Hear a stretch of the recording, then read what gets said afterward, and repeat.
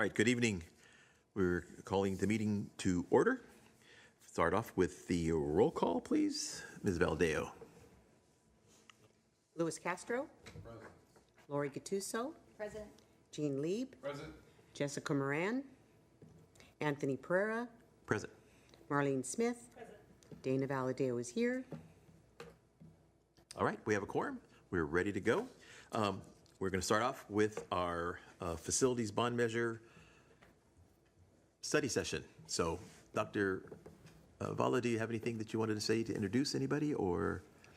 We have our team here that's been working with the board before I had the privilege of working with the board, and they will be here to share some of the communications that they have had with the community, what they have learned from the various surveys, and to provide us some information so that the board can make an educated decision as far as what is the best for the district as far as next steps. All right. Welcome. Glad you're here. Thank you. Jumping right in then. Go right ahead. All right, I'm Amanda Clifford. I'm with Clifford Moss, one part of your team, but we've been doing the communications. And so we're going to take you through kind of a presentation on a lot of the work we've been doing, and then also go into the resolution. And I've got your legal counsel here. I'll let him introduce himself. Hi, everyone. Good evening, board members, Dr. Vala. My name is Daniel Maruccia. I'm a partner with Lozano Smith. It's been a woefully long time since I have been here personally in front of the board. I think probably the last time was in 2018, at the last time that the board ordered a bond measure election. So it's a pleasure to be here, and happy to answer any kind of questions and help guide a conversation with you about Prop 39 and the bond measure that's being proposed. And just so everybody knows, on the screen, it says your name is Amanda Clifford, and you're not Amanda Clifford. I am not. Okay. Amanda Clifford. I am. And then I think we have Jason here as well from Fieldman Rollup. I don't know if he can be seen or heard, but. Yes, good evening, everyone. I'm Jason Shaw with Fieldman Rollup, and we serve as the district's municipal advisor. Thank you for letting me be here. So we've all got a piece of the presentation that we'll take you through tonight, but please don't hesitate to interrupt us. As Dan said, we want this to be interactive and answer any questions you have. No action is happening tonight. This is just informational, so you can be as up to speed when you choose to make a decision leading to a potential bond election. So let me jump right in. Your facilities improvement journey is guiding the Los Banos Unified School District leaders to making a decision. But again, this is not a decision night. This is just to provide you as much information about the communication that's been done and where we're at today. Just to kind of give you an overview of kind of how this communication work and how this process goes, we put together a little timeline. You started with your feasibility back with True North, and I think it was February. So that feasibility said you had a chance for success, that your community would support a bond measure. From there, Clifford Moss, myself, were brought on to share that information with your community and have a two-way conversation. And then today we're kind of in that final preparation of, again, bringing back that information to you, going over the legal components with you. So if you have any questions on all of that, ahead of making a final decision before the filing deadline, there's a recommended filing deadline from your county of July 24th, but there's a legal state filing deadline of August 7th, ahead of that November 3rd, 2026 election. Just as a refresher and reminder, the science, so you did that initial polling, your community at 55.4% support in that final test. That's basically after a full campaign environment, both positive and negative messaging. So you were right there at the level you need to be at. You need 55% to pass a Prop 39 bond measure. This was at a $45 per $100,000 rate. You'll note when we go through this, we've actually reduced that. There was some tax sensitivity, so you've been listening to your community, and we're coming back with a package that reflects that in this process. But the polling opinion research really helped us on the communication side understand that what the tax rate was, or the sensitivities, specific priorities, what we needed to make sure we provided your community with information, what messaging and outreach they needed, timing on all of this. And so that's a big part of the process that we've gone through over the last few months. So jumping right into those communication updates, our goals were fairly simple. Tell your Los Banos story of need. You have facility needs, and there's a lot of things that need to be upgraded and improved upon, and a lot of your community doesn't know that. So, when we think about our parents and our teachers, people are connected to the district, they're very familiar with things, but the bulk of your voters may not have an idea. So getting information out to them and sharing your story of need, increasing interest in the Los Banos Unified School District, as I mentioned, raising basic awareness of your facility needs, and then also identifying any questions or concerns your community has. We wanted to make sure we understood early and how we could better address those in this process. So we started with conversations at your school sites. We talked to your faculty, your students, your staff in this process. That continued on kind of out in the broader community, trying to get out to your Los Banos residents, elected officials, civic leaders, labor leaders, business, and so forth. We would definitely encourage continuing that work if you choose to move forward and providing information beyond just the district. Some of the early listening and outreach, here's some tools that we had. We had for your interim superintendent, and now we'll update all of these materials as well if you choose to move forward for your new superintendent. Excited to have her on board, and these included kind of, again, opinion leader packets so we could share information with your principals and your staff in this process, a general fact sheet. Everything was provided on the website as well, so anyone from your community could go to the website and get these updates. We also did a direct mailer. This direct mailer had a two-way component. There was both a tear-off card as well as an online survey. So your community had an opportunity to share their input on facility needs, in addition to giving other comments or concerns that they had in this process. And that went out to all voters, so a little over 14,251 voters in the Los Banos community. And our surveys, we had 170 surveys completed. So a good number. I know it sounds like a very little, but it's actually a good number in a survey like this. This is not the scientific one. And it also means that, when people are angry, we see a lot of things come back. When they're feeling very positive, we see less. But overwhelmingly, these were actually very positive comments and very reflective of your need and sharing input. So this is just giving you an idea of kind of what we saw or heard back from your community, very much in alignment with what polling told us. So this is the number of first place votes, repair and replace, and actually I think on the next slide, because I can't read that small writing, it's all written out. So number one, repair and replace your infrastructure. That included deteriorating roofs, plumbing, gas lines, sewer lines, electrical systems. Anytime you open up an old building, these things become an issue. So even though they might be functioning now, they do become a problem later on. Upgrade your older schools. Keep technology up to date. Again, all that instructional technology.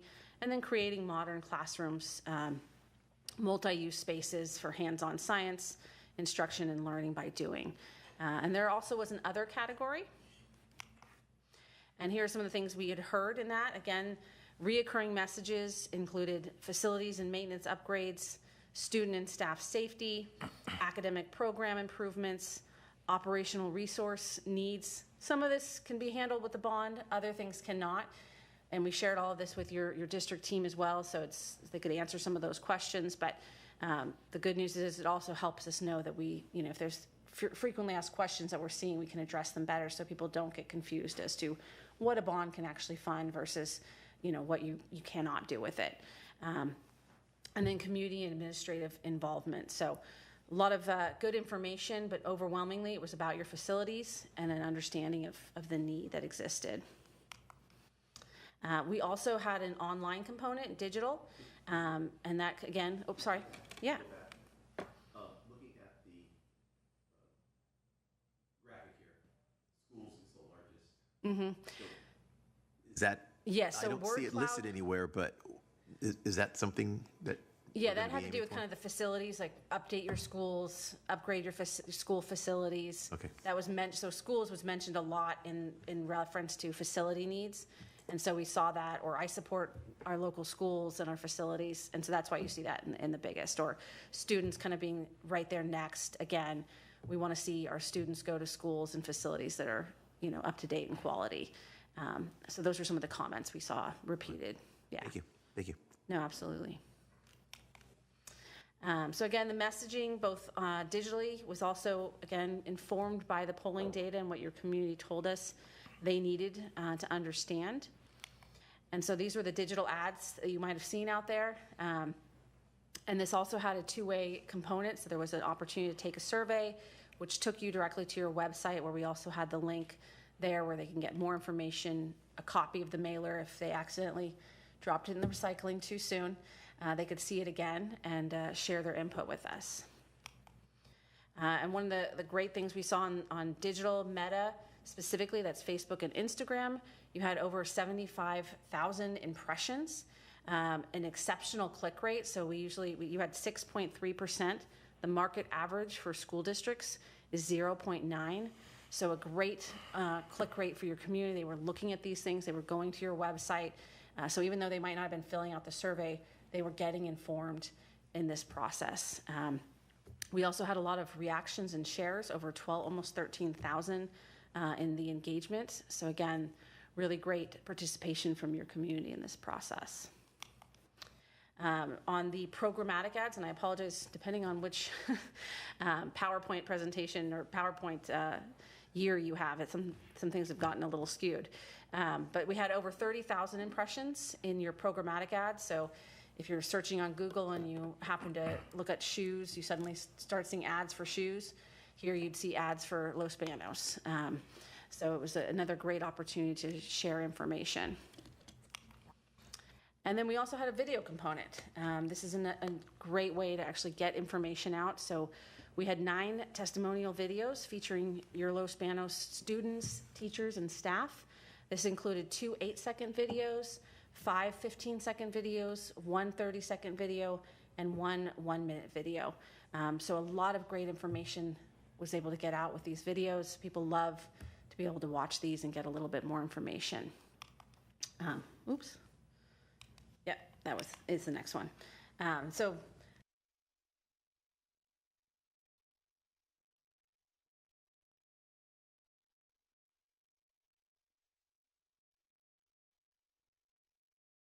we were deciding to move forward, and here's what based our decision.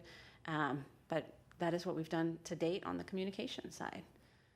Questions on that before I kind of jump into the next step? Or anything you'd like me to go deeper into?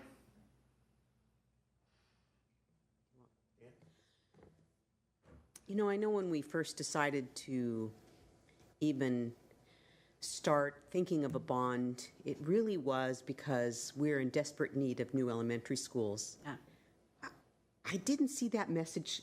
I didn't see that message coming through. Matter of fact, schools was one of the lower classroom. If I wanted to put a category in there, the classrooms was one of the lower things.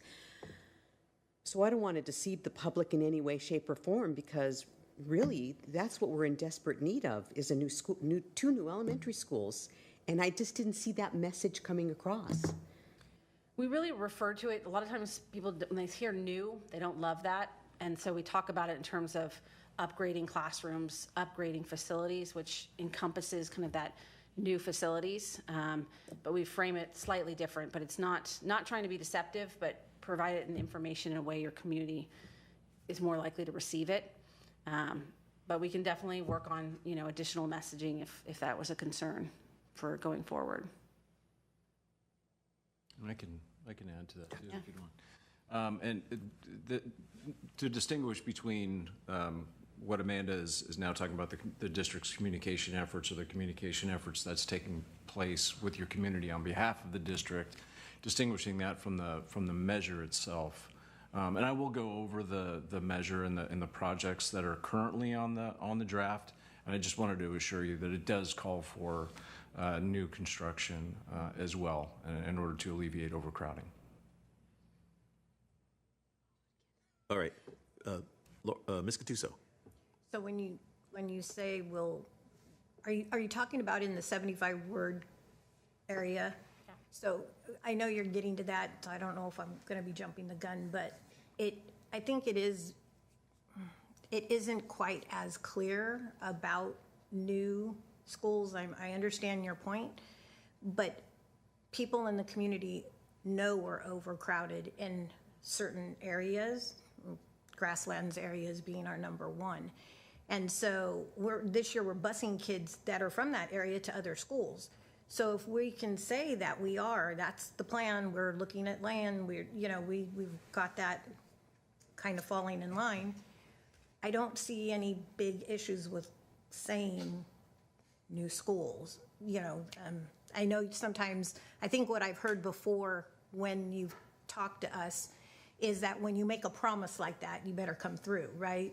And so we all understand that, but I think that if you kind of polled us, the majority probably would say that they'd want to make sure that new schools are, new is more prominent, I guess.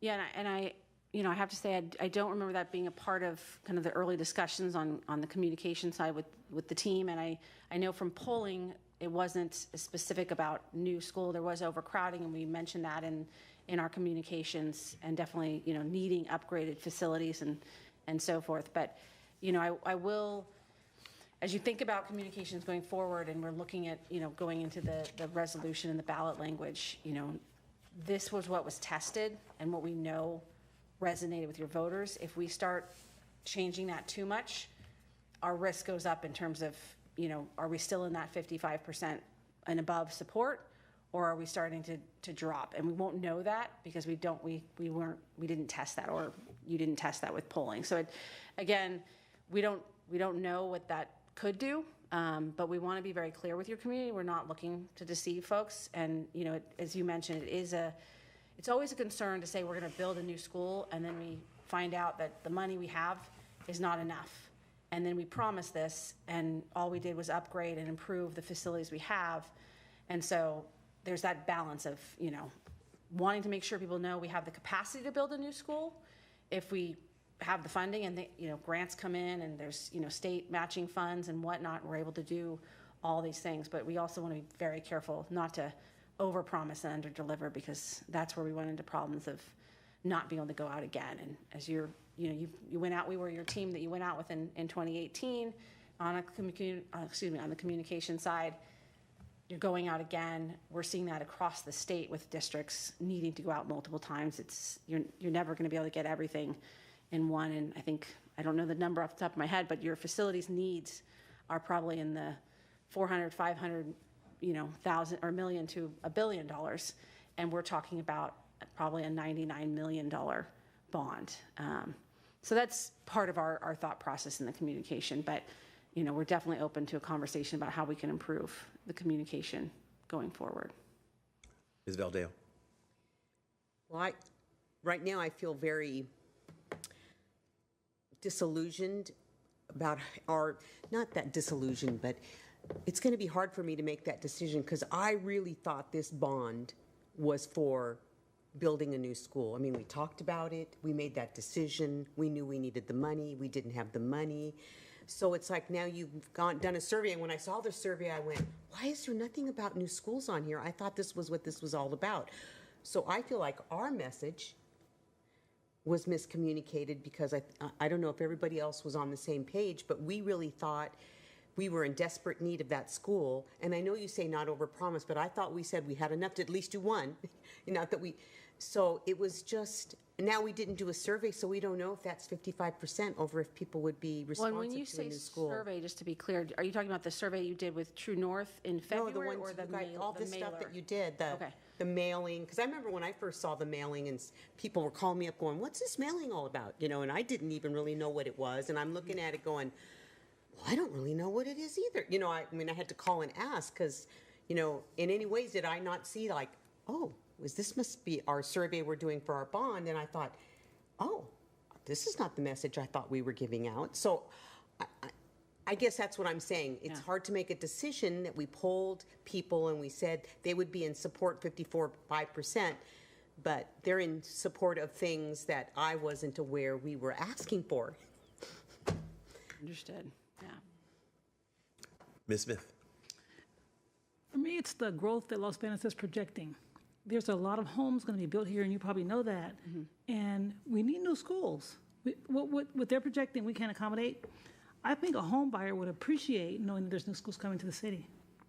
I'm not asking you to change your wording, but I think that would have been good wording because people are looking for new. Los Banos doesn't offer a lot anyway, but they would love to have a new school. Everybody in town wants to send their kid to Grasslands. It's a new school, the newest school that we have. So I think the word new school would be better received by residents. Yeah, I think part of the choice here is, and Jason may want to weigh in on this as well, is there are limitations as to how much debt the district can have, outstanding at any one period of time, right? This is a 99 million, it's sized for a 99 million authority, right? That doesn't mean that you get it all at once. It would be issued in tranches. A new school, again, it can be accommodated, under the current draft of the measure, but just caution the board to think about how much that eats away at that authority as well. Schools are not cheap these days. Right. Unfortunately, they just keep getting more expensive. So there are some legal limitations as to really what you can do from a tax perspective, not overburdening the community in terms of property taxes. There are legal limits on how much you can do, both in terms of how much debt you can have outstanding at one time and what the tax rate is at any one time that would be required to service that debt. So I just offer that up. This is a workshop, and this is an opportunity for the board to ask all the questions and get responses, and think about these issues. Ultimately, the decision is yours on whether you want to promote in a more clear way new construction than it is already here. But just offer that up. Any other questions? Okay. All right. Well, as we've mentioned, tonight is a workshop to go over all of this. The action item is still to be determined, but ahead of that filing deadline, and as I mentioned, kind of some options there, so there's some wiggle room ahead of that election. So tonight, we're just here to discuss, and again, I think as Dan said, we can change this any way you want, but I'm going to be candid and make sure you understand your risk options, but we absolutely can communicate it any way you want. We try to communicate the way we were instructed initially, but we don't want you to deceive your community. That's not what we're about doing in any way. We want them to understand this process. All right. Okay. Again, Dan Maruccia, or Daniel Maruccia from Lozano Smith. Again, it's a pleasure to be with you here today. The district has Prop 39 general obligation bonds that are outstanding. We just issued the last tranche, I think it was last year. Myself and my law firm have been serving as your bond counsel for 12 years. I think our first superintendent was Steve Teachin, just to give you a sense of how long we've been doing this work for the district. I understand. I'm not going to give you the ABCs of it because we've got some sophistication already. But Proposition 39 is one of two types of authorities to issue general obligation bonds. The traditional authority is a 2/3 bond, very, very difficult to pass. Same voter threshold as parcel taxes. So in 2000. By statewide initiative, the voters of the state of California passed Prop 39, which lowered that voter threshold to 55%, giving the school district and school districts all over the state the opportunity to ask their voters for authority to issue debt in the form of general obligation bonds. General obligation bonds exclusively finance construction, reconstruction, modernization, school facilities, right? It is not for operating expenses. It is not for salaries. General obligation bonds are paid back with property taxes, ad valorem property taxes. It's not a set amount. It's an amount that is tied to the value of the property as that is assessed year after year. When we get there, the board will have to adopt a resolution ordering the election by a 2/3 vote of the board. So for you, that means 5 yes votes, right? I understand most school districts, most boards like to take off July. Here we are in July, and here you are too. But so keep that in mind. We'll need at least five yes votes on that if the board intends to order the election. This can only be done at a statewide election. Why that's important? A Prop 39 bond, that is. Why that's important is that if the board does not order an election for November, then it waits until 2028. So this is that opportunity until that would be a presidential election until March of 2028. And as you've heard a few times already, the county deadline, or the county has requested submission of the resolution by July 24th, but the real deadline, the statutory deadline, is August 7th. So anytime between now and then, and we have our 5 votes, we can submit that in a timely way. Okay. Now, the trade-off, the traditional authority versus the Prop 39 authority trade-off, where you get the lower vote threshold, is that the voters baked in some additional accountability measures, which were not a part of the traditional authority. The first, and they all kind of work together too. The first of those that I'll mention, and then we'll talk about specifically as to the draft that we have, is a project list. You have to tell the voters what it is that you're authorized to spend bond proceeds on. And we'll talk a little bit more about that. Another one is annual audits done by an independent auditor every year. And then finally, the Citizens Oversight Committee, which you have, because this is not the first Prop 39 bond measure that you've had. And their job is to review and report on the faithful expenditure of bond funds or bond proceeds. They do not participate in deciding what project to fund or what project to do next or what the project should look like. They do not participate in the timing of when you're going to issue bonds. Their view is retrospective and is like an umpire. Did they throw a strike or did they throw a ball? But the did or past tense, I think, is the important thing here. It is not a prospective role that they have. It is a retrospective. Did they do it right or not? And what that process really looks like is the district provides the Bond Oversight Committee with the expenditures. The Bond Oversight Committee has the project list and the measure in front of it and matches it up. Was this something that was authorized under the measure? Is it in the project list or not? Balls and strikes. Let's go to the next one here. Okay, so a bit about the package itself, what the legal components are, what that looks like, and what you will ultimately perhaps be thinking about adopting when we bring this back to you for approval. The resolution itself, there's a recital section. It tells a story. It tells a story of the district's need, why we are bringing this to the voters for their approval. It also orders the election. It gives staff and consultants some authority to do all those things necessary, consistent with the resolution, to make sure that it is filed appropriately. And it has and requests that the county both canvass the election and place the full text of the measure in the ballot.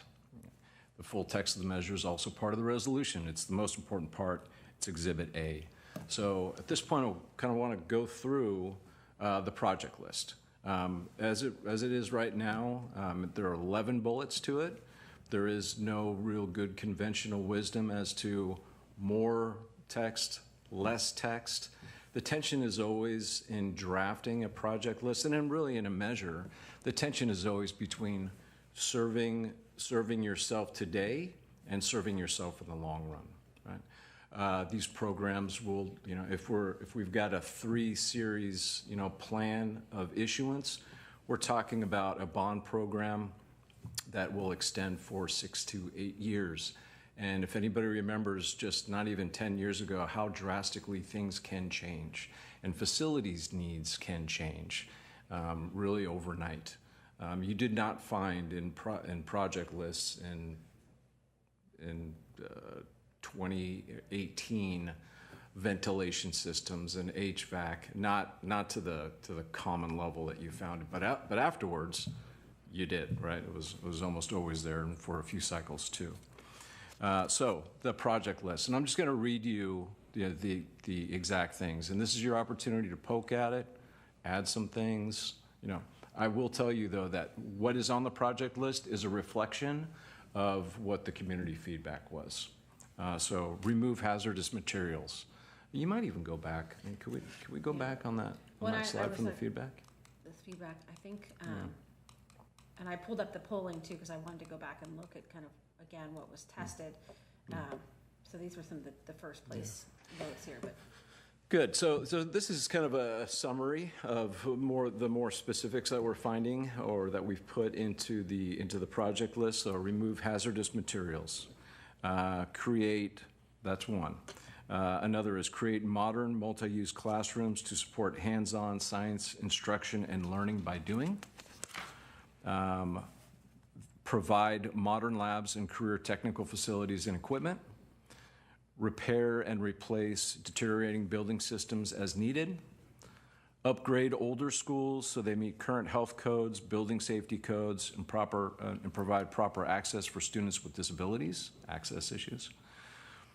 Maintain and modernize existing facilities very broadly. There is a lot of need with the district to modernize, repair, things like that.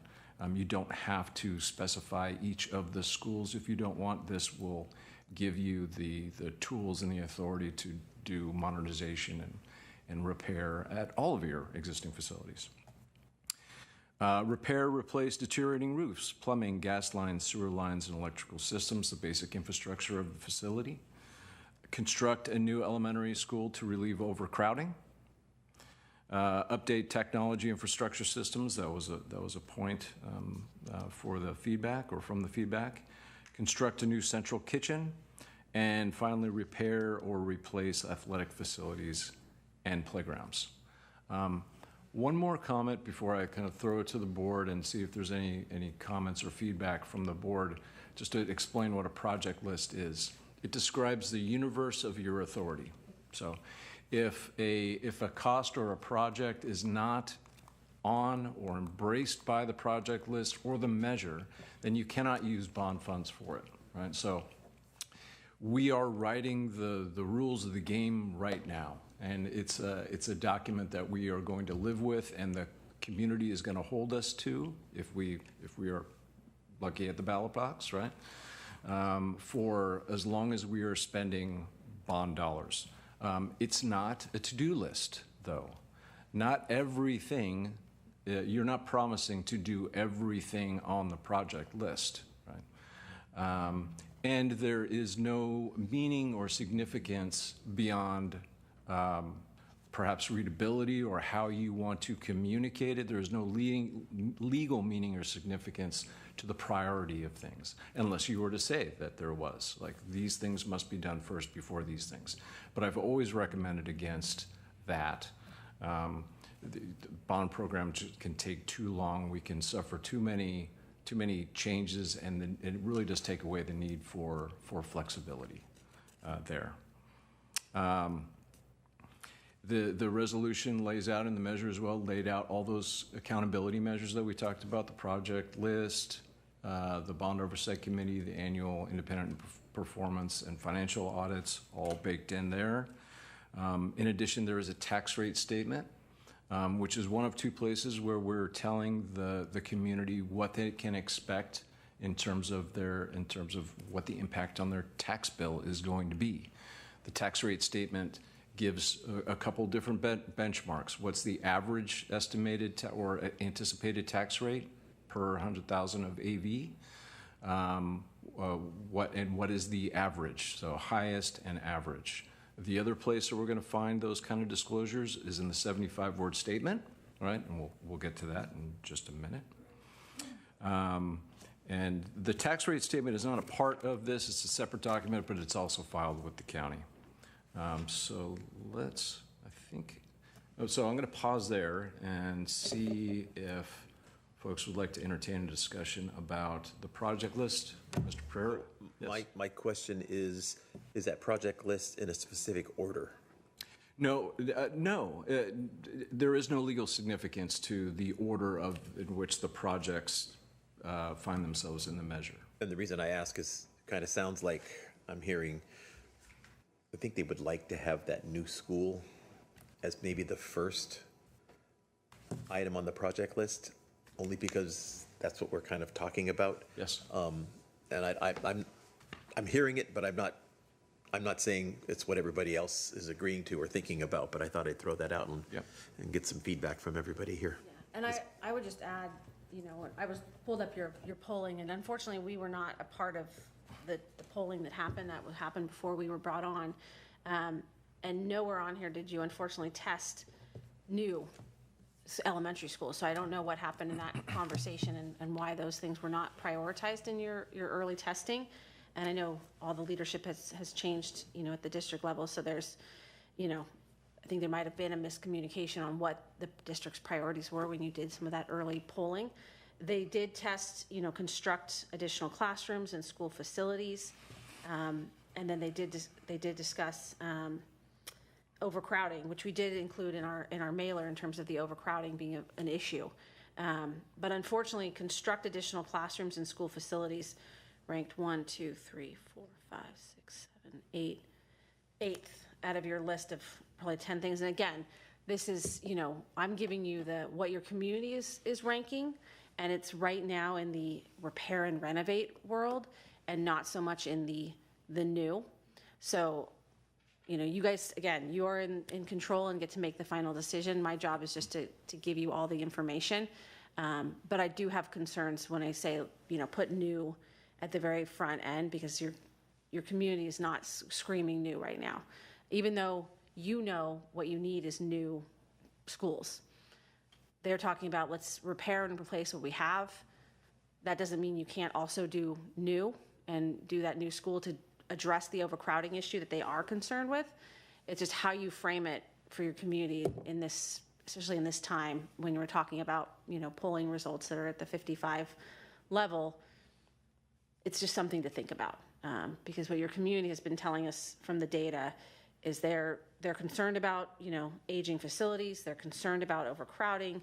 They want to see modern multi-use spaces. They want to see you upgrade your classrooms. But there's certain things that are just ranking, like, create a new central kitchen, even though that is vital to running healthy schools. It's at the bottom of the list because for community members right now, it's not a top priority as they think about their gas prices and their grocery bills. And so it's not that we're trying to deceive them, but we also want to talk about it in a way that they can understand it right now while also addressing the needs. So there's a balancing act here that, just to consider as you're making those decisions. Ms. Gattuso.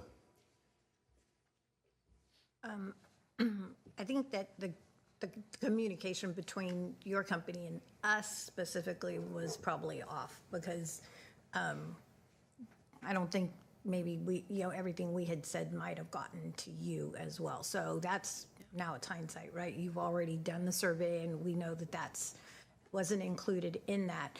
And it also wasn't one of the main choices that they could have chosen on the survey, correct? I think I went through it. There was nothing that said anything about.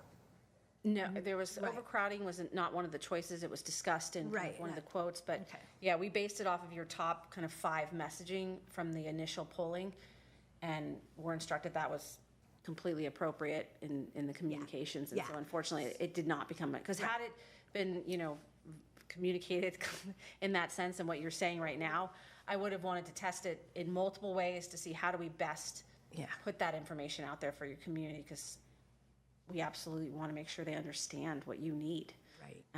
So I don't know if there's some way, maybe not that it has to, because I totally understand where you're coming from and the way that the sample got their information. The survey went out.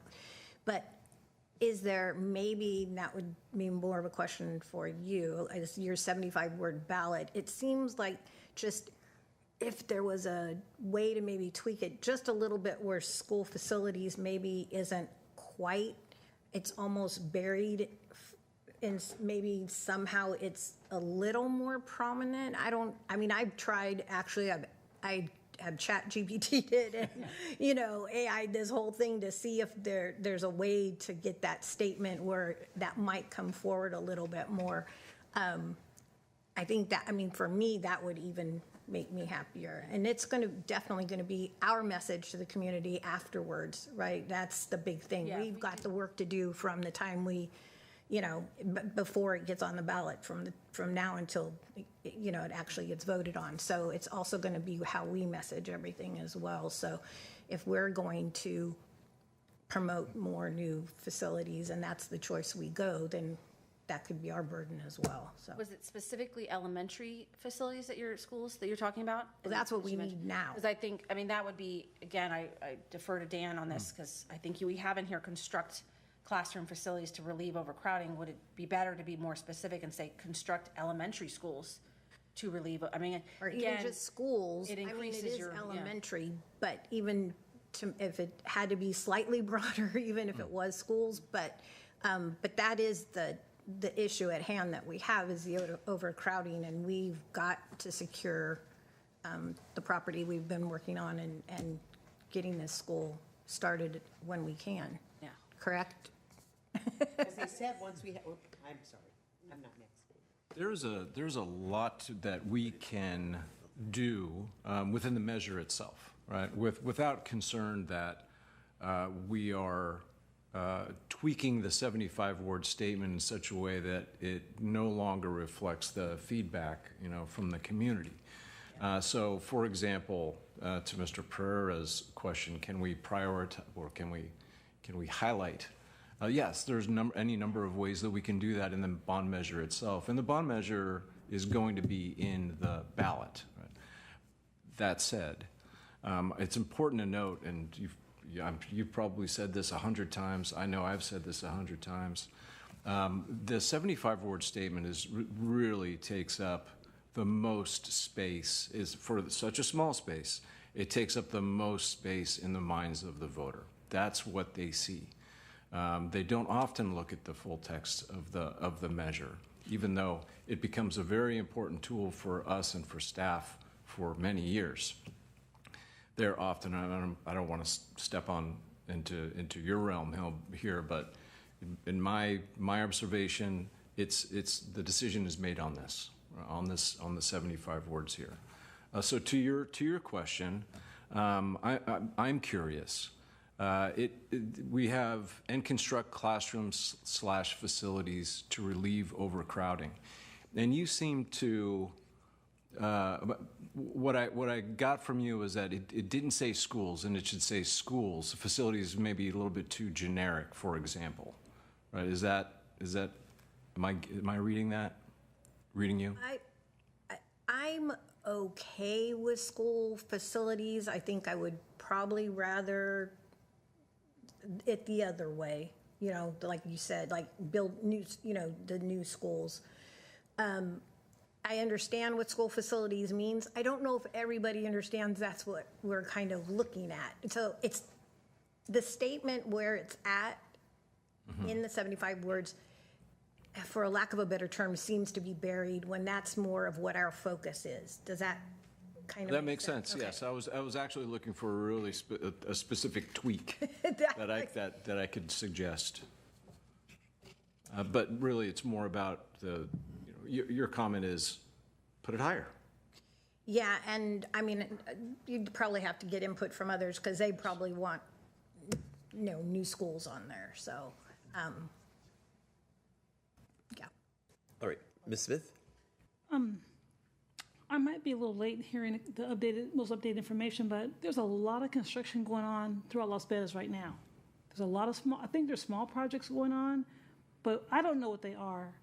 And I'm just wondering, do we know what's been done so far in these projects that's been put forth over the last couple months or so?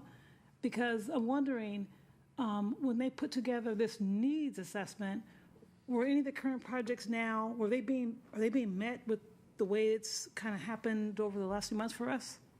I mean, how current is our needs list?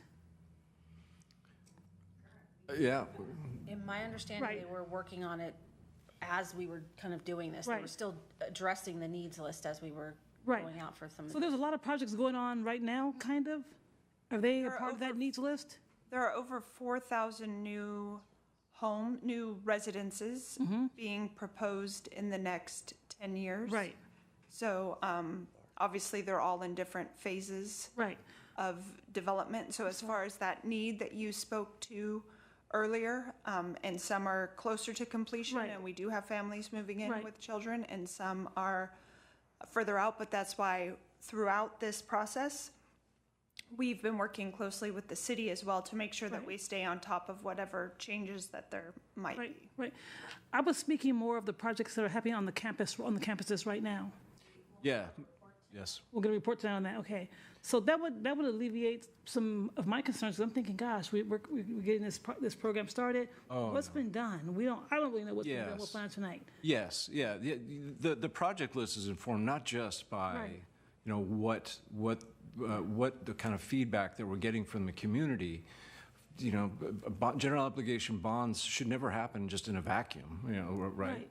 As a matter of fact, under tax code, when you issue bonds, you've got a limited window to spend that money. You don't get to just hold it for when you need it.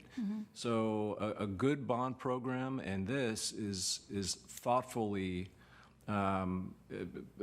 prepared. Not only what does the community want to see, what do we need, right? So those questions have been asked and answered and are reflected in the project list. And then another concern I have is that we're a bedroom community. I'm just hoping the bedroom community folks had an opportunity to respond to that survey, because it was a low number, it was a low turnout, and 1,700 responses, a little bit low. And I want to be really cautious when we're talking about the survey, because there's the mailer that we did is not a scientific survey. That is just outreach, and that went to every voter, and we were not expecting a scientific, it was based on your scientific survey that was done in February by True North Research. Right. That is your scientific survey.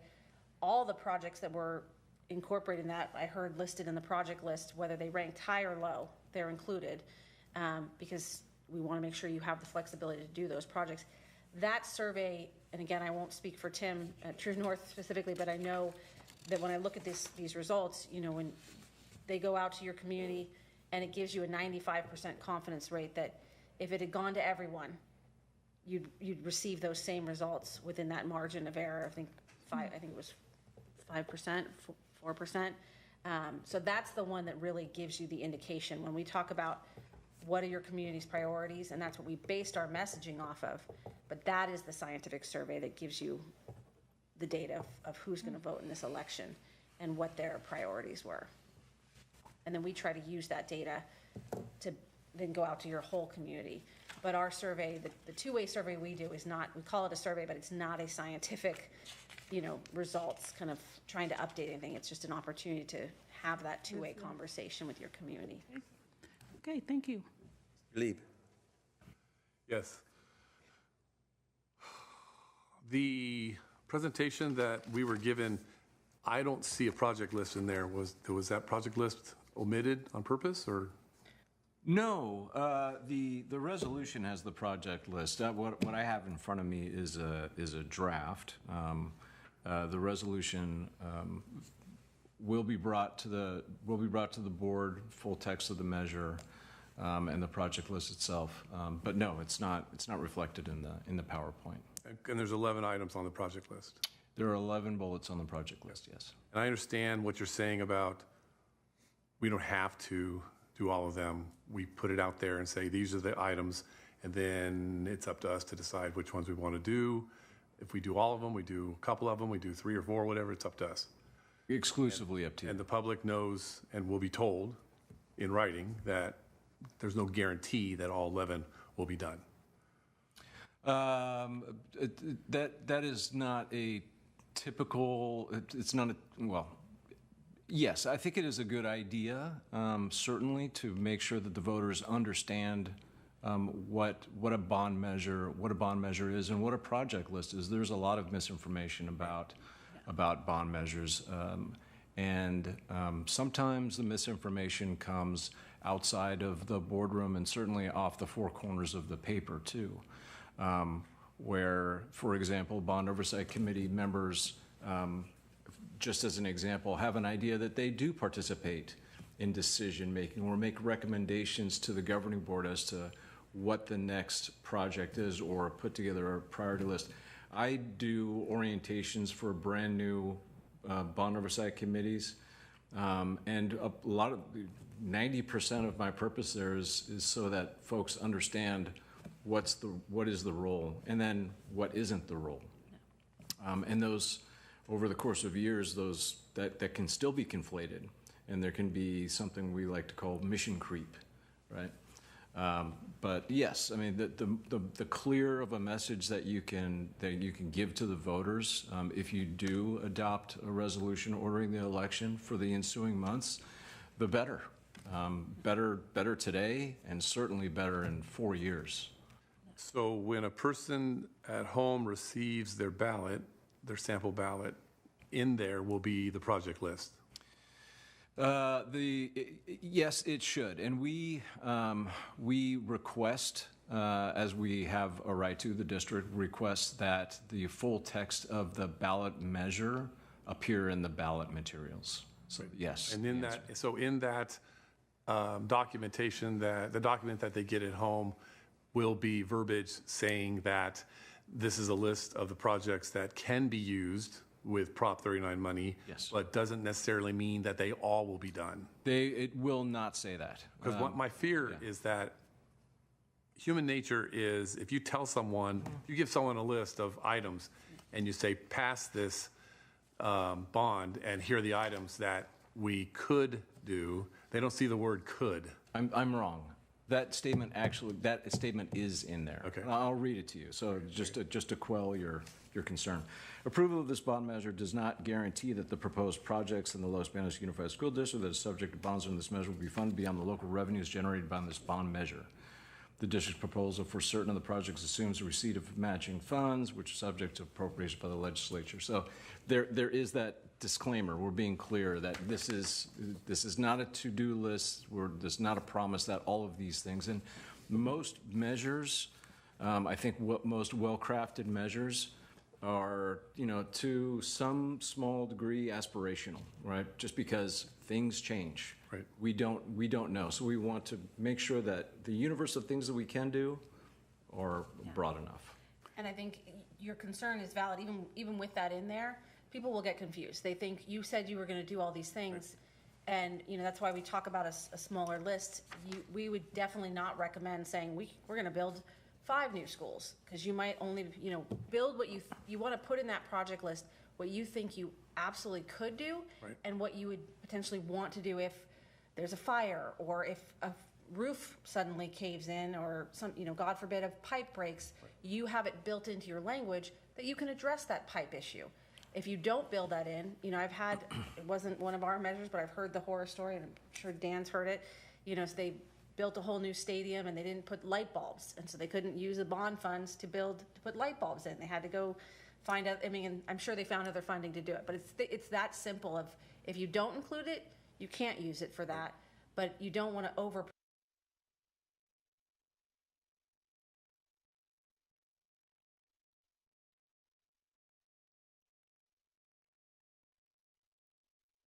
My opinion is that there was some miscommunication, because a new elementary school was on my list from day one, and I communicated that with everyone in the district office that I spoke with, so they all knew, and still this is what we get.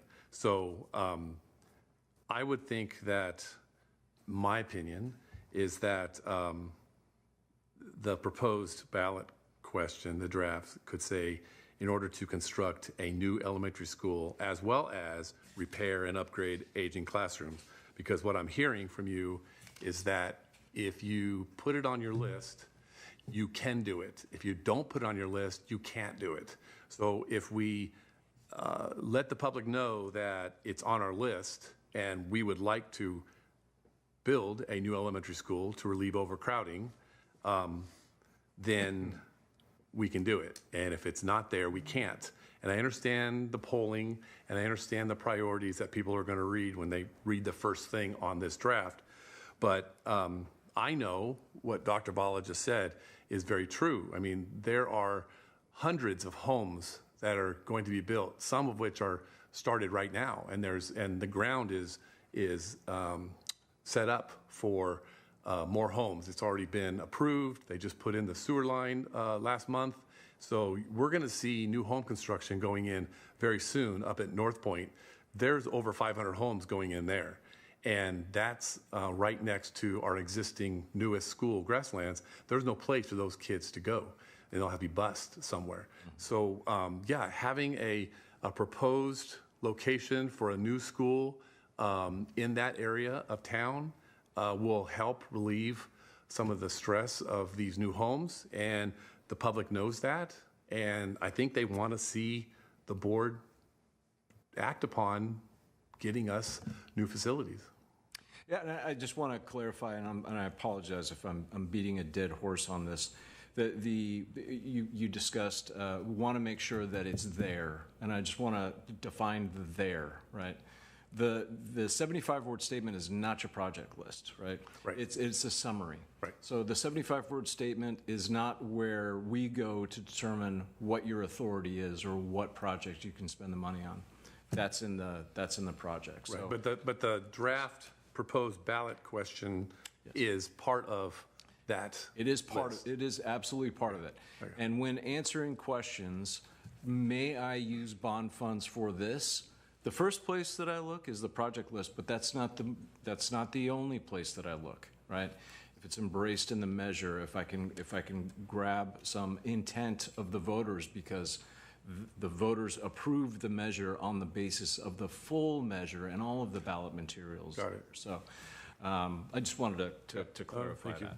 Thank you. So ultimately, really, the discussion is about presentation, not so much about legal authority, and how is that presentation being made to the voters. So I think the feedback that we're getting is, from some of the members at least, is more of a highlight of new construction of an elementary school.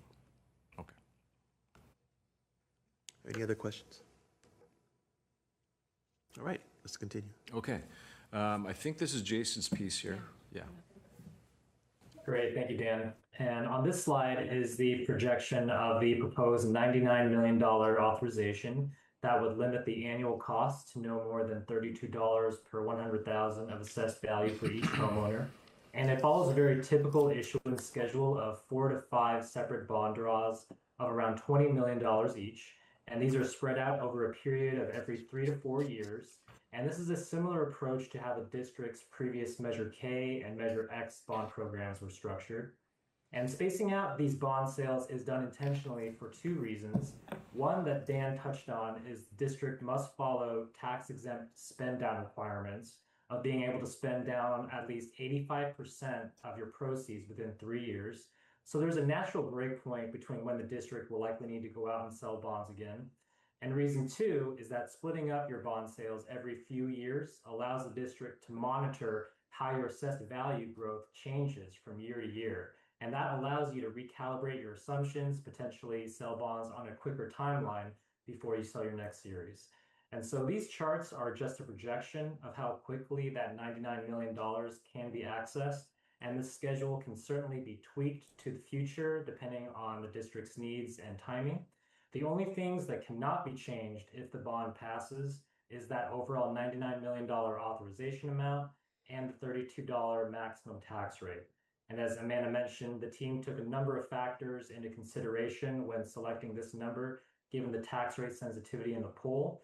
But based on the median assessed value of a Los Banos USD homeowner, which is about $306,000, a $32 tax rate equates to an annual cost that is just under $100 per year for the median homeowner should this bond pass. Any questions on this slide before I hand it back to Amanda? Well, I'll put the slide up here. Hang on. Here comes the slide. There we go.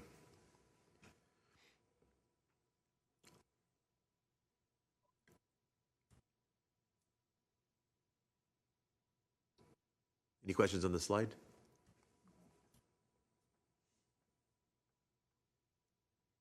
So Jason, this is what you basically just talked about? Is Jason, That's correct. Jason still on? Yes, I am. Oh, okay. So you're looking at issue dated 27, 31, 34, 37, and 42, is that correct? Correct. So this is initially a 15-year bond program, but again, we have some conservative measures built in. We're only assuming about 4.5% growth in assessed value per year. Historically, your district has averaged north of 6.5% going back over 25 plus years. So you have a very long track record of strong growth. Should you continue that similar pace, you are able to accelerate these bond sales on a quicker timeline, like I mentioned earlier. Questions, anybody? No questions? All right. Next up. Okay. And then finally, for those that have been through a bond or a bond measure, parcel tax measure, before, just want to point out that there are limitations on your ability to, and the district's ability to advocate, to enter into the political arena. The district may not use district resources. That is a very, very broadly meant term. Everything from a paperclip to a desk to staff time, using phones for urging the support of the measure. A independent campaign can do that, and you can also do that, but not the district cannot do that, right? So we don't check our First Amendment rights at the door, but the district is limited as an agency doing the public's work with the public's money, and the legislature prohibits that money being used to advocate for a political result, right? Even if it is for the benefit of the public, after all. In addition, relatively new, board members in particular may not solicit or receive political campaign contributions for the campaign.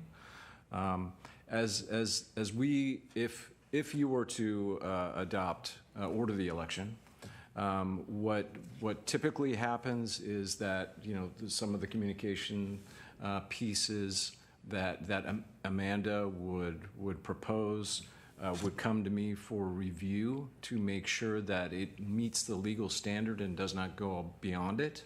What that legal standard is that you can and still have an appropriate role in providing information and informing your public, right, about all things, including the effects of a bond measure that is being proposed, both good and bad, right? So the good is this is what it's going to do. The bad, if it's bad, is this is what it's going to cost, right? So fair, impartial, informative information that is meant to inform the public so that it can make a reasonable decision when it gets to the ballot box. Any questions about that? Yep, hang on. There you go, you're on. On that slide, the prior slide that you showed us with the slide. So with this slide, it looks like you can pull money out. What do you call it, troves? Tranche. Okay, pull and tranche. Issuance, tranche. Right. So if we pulled out some money, I guess we'll start with A, and that money's used for some facility updates. Okay, 3031 comes and we do it again. I'm just wondering if we would use all those funds or too many funds doing that, and we couldn't purchase a new school. Is 99? I guess is it enough money to do all this work that we want to do and build a new school? Well, there's part of the decision-making process that the board, has to make ultimately. Yeah. If we get the bond measure passed, you can do a number of things, pursuant to the project list. One of them is a new elementary school, but a new elementary school would very likely have you compress, some of these. You're also hopefully going to be looking to the state for participation through the SFP, right? which for a new school is a 50-50, but don't know what your eligibility is right now, right? I would assume that you have it, but that's a process to go through and an application process with OPSC as well. So, what I think, and I don't want to speak for Jason, Jason should jump in here, but this approach can be changed over time. As a matter of fact, he said that if AV grows beyond what the expectations are, that means you can access the money quicker, right? That is correct. Okay. And so, for example, Series A, we were projecting 20 million. If the district wanted to change that to 25 or 30 million, that would just result in those dark blue bars getting a little bit higher starting in year 2032 as a result of the increased borrowing. So it does affect the rest of the program, but you do have that flexibility to change certainly this amount for Series A. And some of this also, the district will not have any control over, right? Where the tax base is directly a function of what the residential real estate market is doing, which is a function of what, you could argue what global markets are doing. So when the residential real estate crisis happened in 2008, there were plenty of measures that were unusable because they were passed before then and were based on projections that just fell apart because of completely unanticipated at that time things that were going to happen in the future, right? So, and that works both ways, right? So you do very well, access the money quicker, or in a quicker timeline than this is, and if it goes the other way, then the opposite is true. Mr. Lieb. Can you go to the next slide? I have a question.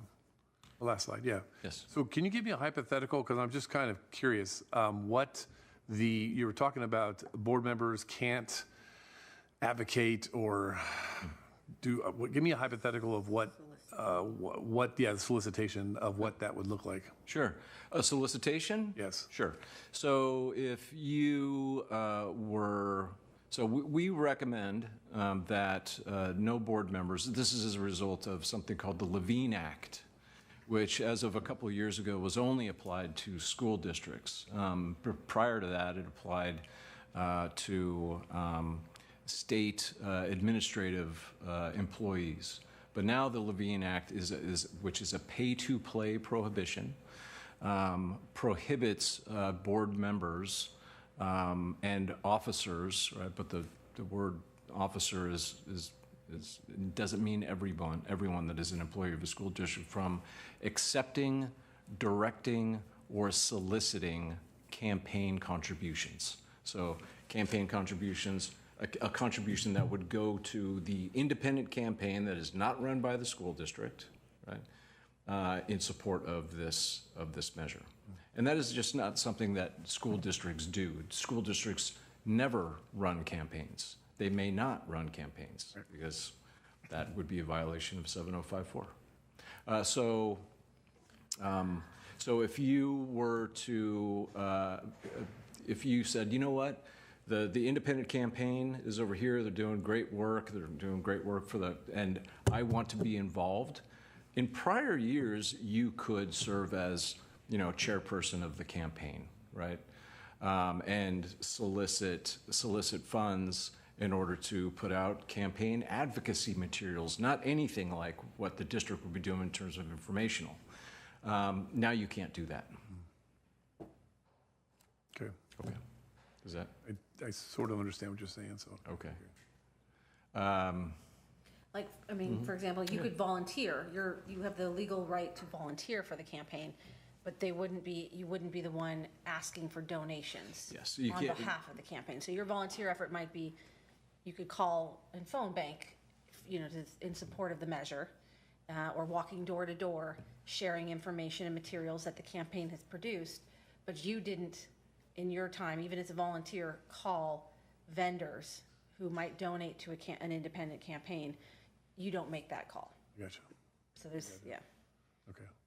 And the other question is, and again, this is hypothetical, and let's say hypothetically a school costs $40 million and the bond passes and we get 20 million, like first, but we have to wait for the next 20 million. But we need 40 million. And I understand the state matching and all that stuff, but I'm just saying, in the event that we don't have all of it and we only have 20 million, isn't there a way you can borrow against that money? Yeah, you could do a bond anticipation note as well. So it's just Is that a common practice in school districts? they happen, but if you've got, yes, it is common. I've served as bond counsel on plenty of bond anticipation notes. Okay. It's a good conversation to have with your financial advisor as to whether or not that makes good financial sense. Right. But as a lawyer, yes, I mean it happens. You do that when you can't yet access that next tranche, right? But you really need to. Right. Understanding that if you do that, you're paying additional interest on that loan that you're. And cost of issuance fees too, from your financial advisor, your bond counsel as well. So if you can avoid it with good planning and thinking in advance, you're best doing that. Okay. And the district did issue historically a previous bond anticipation note back in 2013 with its Measure K, and thankfully with the district's very strong growth, that plan worked out very well. You were able to repay that and still keep tax rates below what you promised voters for 2008. Okay. Another approach you could do also is instead of selling 20 million for Series A, you could look at issuing 40 million, just with the knowledge that when you're issuing such a large amount up front, you were likely locked out of your program from issuing another series of bonds for a few more years than you would issue. Gotcha. Thank you. All right. We have our work cut out for us, so we'll be having a special meeting before the 24th to make a decision on this. Any other final questions before we wrap it up? Thank you all very much. Thank you. Appreciate you being here. Pleasure being here. Answering all of our questions. Absolutely. I'm sure there'll be more, but good. We got that covered. Prepared. Yes. Thank you very much. All right. Thank you. Thank you. Thank you. Thank you, Jason. All right. Well, we have 10 minutes. I don't think we have time to do closed session, right? First item? You want to do a quick closed session? And then we'll have a bathroom break. Yeah, we can do that in the bathroom break. All right, we're going to go into closed session, and then we will be back soon as 7 or shortly thereafter. Mr. Mraz, would you lead us in the pledge, please? I pledge allegiance to the flag of the United States of America and to the republic for which it stands, one nation, under God, indivisible, with liberty and justice for all.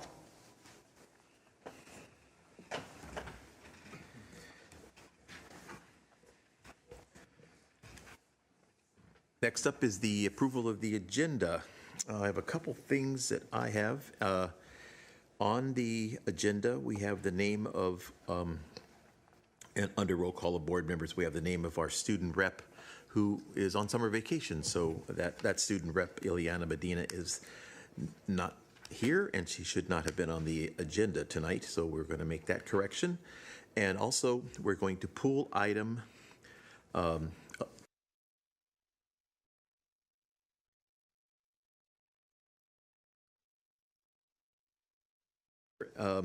item F, request for board approval of comprehensive safety plans. We're going to pull that for a future meeting. Dr. Vala, any other changes to the agenda? No other changes. All right. With that, I need a motion to approve the agenda as amended. I'll second. We got a motion by Member Smith, seconded by Member Valadeo, to approve the agenda as amended. All those in favor? Aye. Opposed? It's carried unanimously. Public presentations. If there's anybody that has anything they would like to have on our future agenda, they may do so by submitting that request to the superintendent at least 2 weeks prior to a regularly scheduled board meeting. If that item is within our purview, it will be considered for a future agenda. If there is anybody here tonight, this is public comments on agenda items. If there's anybody here tonight that wishes to address the board on any item that is on tonight's agenda, you may do so when that item comes up before us. Please approach the podium. We asked if you would please state your name. It's not a requirement, but if you please state your name. And you'll have 3 minutes to address that agenda item. If there are multiple speakers on the agenda item, you'll have 20 minutes for comments on an agenda item. Next up is general public comments. And under general public comments, that is anything that anybody would like to bring before the board that is within our purview. You may, and it's not on our agenda, you may address the board. And again, you'll have 3 minutes to speak. If there's multiple speakers on that non-agenda item, it's still 3 minutes for a non-agenda item. And with that, is there anybody here that wishes to address the board? You may come forward now. All right, seeing no one come forward, we're going to move on to reports. California School Employees Association, is there anybody here tonight for a report? All right, seeing no one come forward, how about Los Banos Teachers Association? Anybody here for Los Banos Teachers Association? All right, no one here for, everybody's on vacation, good for them. All right, next item is our facilities report. Good evening, Ms. Monday. Good evening, board members. Here. Where's the? You want the clicker? What do I do? Click it? Oh. There it is. Okay. So I'm here to do the July 2026 facilities update.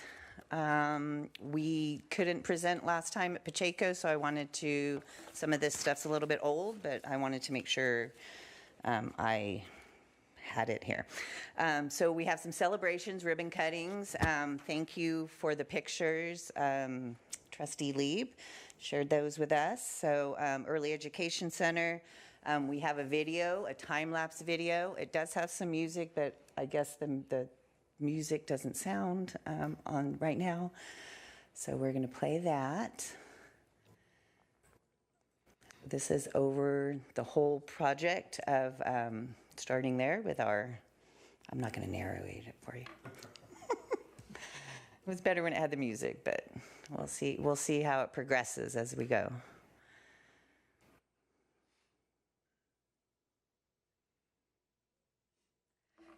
Hey Garth, there is a speed. Can we put it one little faster? Like where it says 1 times down there.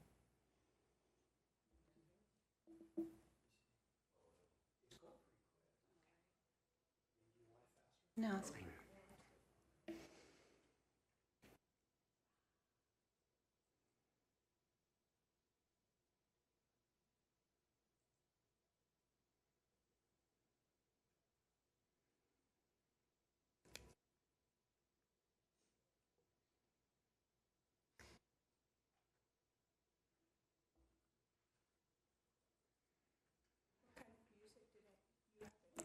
It was just some like do-do-do-do. I could sing for you guys, but I don't really want to. I don't have a good voice. Oh, we want you to sing. But it was just some like, made it like do-do-do, like every time it changed, it was some good music, but it's a good progression of showing how, how the site came along. It was obviously a long time, right? We had some weather issues and some challenges, but all in all, it came along quite nicely, and obviously the kids are there now and using it, and it's a great site. So we're still under warranty period for the front grass right now, and the signal, it's missing a component to sync it to the grasslands, to the place and B light. So, but those are the last 2 things to do, but. Maybe we'll show that. I'll send that to you guys with the music so you guys can actually see it. Okay, so let's go. Next celebration was back. Oh, here we go. So Volta, we had Volta ribbon cutting. Their bell was the original bell from the school in 1850, I believe. It still works. We rang it when we were out there. They have some nice plaques talking about their time capsule and putting it in there. They had the kids there from their LEAP program that day. So then we'll move on to the high school modernization project. So this is our new attendance office. As you can see, it's coming along very nicely. They're working on the inside, getting all the finish work complete, electrical, low voltage, door hardware in, windows and doors are in. They're getting ready to pour the concrete around the building. That'll be next week. And the big thing is to get the power to the building. So then it comes alive and we can get all that stuff up and running. So that is the new attendance building. Some of the, we're calling it summer work that they're doing right now. So they've painted all the portables. We've had to make some repairs. I'll show you some of in the next slide, some of the rot we found. The picture on the right-hand side in the top where they've got those holes, that is for our golf cart charging area shade structure.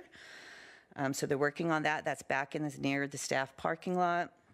All the pictures down on the bottom are K-wing re-roofing right now that's underway.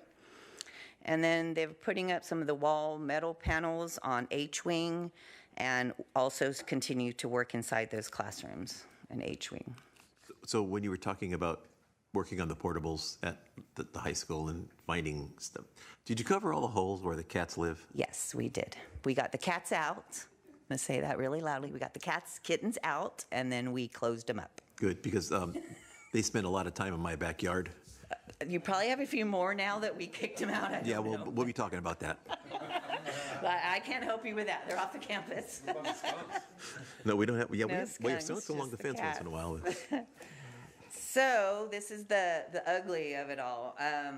So as you can see on the left-hand side there, that column, it's a structural column. It actually holds up the walkway. As you can see, once we took away the brick, how that is deteriorated. So we are going to be working on getting those replaced. There was one actually that had a crack. I literally went up and grabbed it and pulled it apart. So that's how delicate things are there. Once we start tearing it up, it just kind of starts crumbling. The picture over to the right, as you can see, that beam is not attached in any way at the top to anything. And down the picture to the left of that is the bottom of that beam. So you can grab that and you can wiggle it, and there's nothing to nail to or put plaster on or anything. So these are just some of the challenges that we're finding there. So we'll be talking a little bit later about some other things and how to fix those. So this is mostly the quad area right now. They are working on all the electrical and plumbing underground for the quad area. We're also working on putting shade structures. So we have to drill the shade structure holes before we put the flat work around.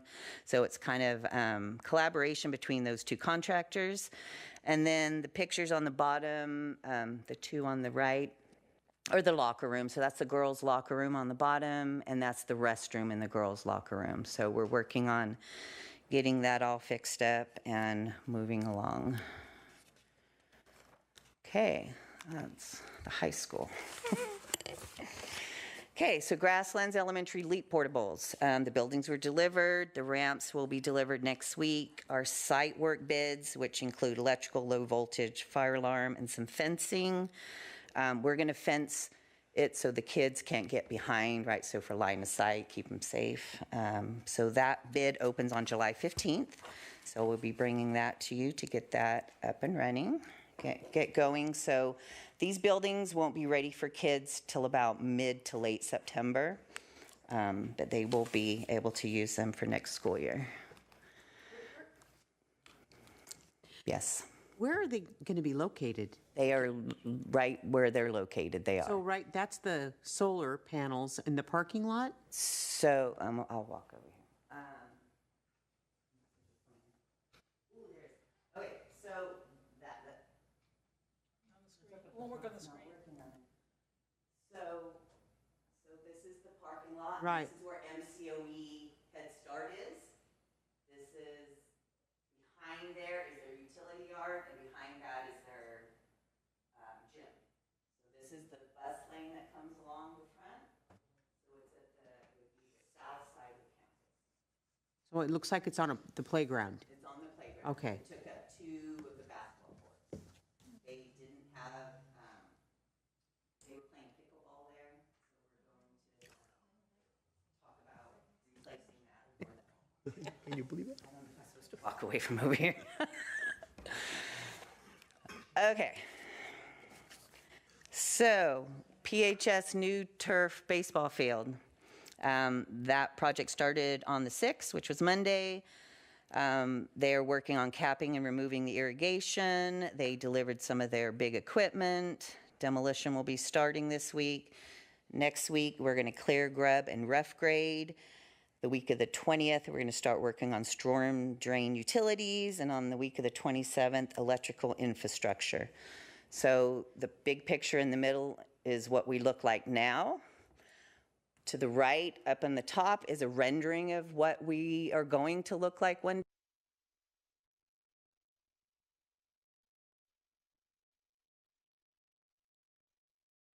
Will look like one day, so. Okay. All right. Other projects, Lofton Phase 3, we're still with DSA. We're working on reverse engineering that old closed out project that wasn't properly closed out previously. I don't have an ETA on that. They're still working on it, but he could not give me a good date that he felt comfortable with, so they're still working on that. Family Resource Center, bids will open on the 30th. And then Grasslands Elementary, new special education building. Our bids open for the building only on July 15th. We conducted the bid walk on, for the Family Resource Center, we'll be doing the bid walk on Tuesday, opening bids the 30th. For Grasslands new special education building, bids open the 15th. And then we'll be incorporating those into our plans, submitting the whole plan to DSA. And then we'll have to bid out site work. And that is it. Any questions or comments? Mr. Lieb? Last slide that you showed concerning the Lofton Phase 3. So school starts in August, first game's August 28th. Is there any conflicts with that versus using the field for football this year? No, so that project is the lighting and the sound system, which I believe they both We have lighting relatively and sound work. currently. Yeah, they It's both just- work. Okay, so the new lighting and new sound will go in. There's no date on when it's going to be worked on?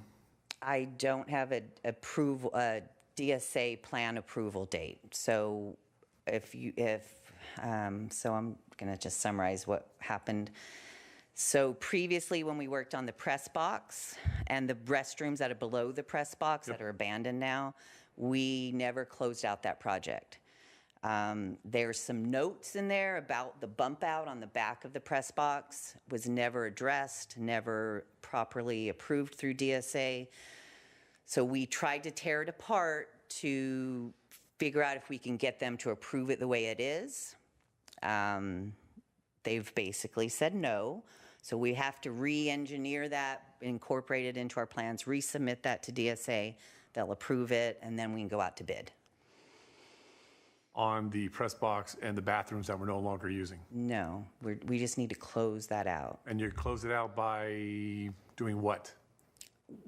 Mostly it's paperwork that wasn't turned in. Okay. There's no construction, in other words, has to be done. They did DSA. construction on that bump out, did not provide the proper closeout documentation to DSA, so DSA views that as an uncompliant piece of the puzzle. We're gonna have to tear that off in our Lofton Phase 3 project. We will tear that off, rebuild it, and then it's compliant. Gotcha. But they will not go back and say, yes, we'll accept that. And that's what we were trying to get them to do, and they would not. So. Okay.